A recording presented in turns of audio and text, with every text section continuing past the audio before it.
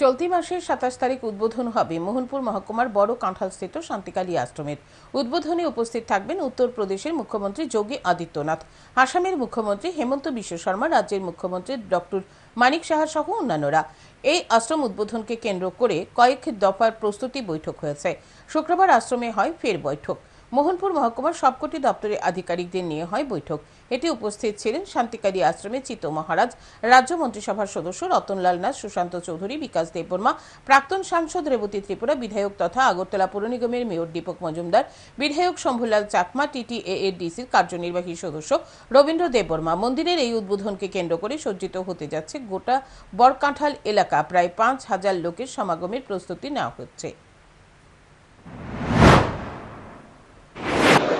আগামী ২৭শে অগস্ট আমাদের এই রাজ্যে এবং এই বড়কাঁঠালস্থিত গুরুজির আশ্রমে উপস্থিত থাকবেন উত্তরপ্রদেশের মাননীয় মুখ্যমন্ত্রী যোগী আদিত্যনাথ এবং আসামের মুখ্যমন্ত্রী হেমন্ত বিশ্ব শর্মাজি, আমাদের রাজ্যের মুখ্যমন্ত্রী প্রফেসর ডক্টর মানিক সাহাজি এবং অন্যান্য অতিথিবর্গ।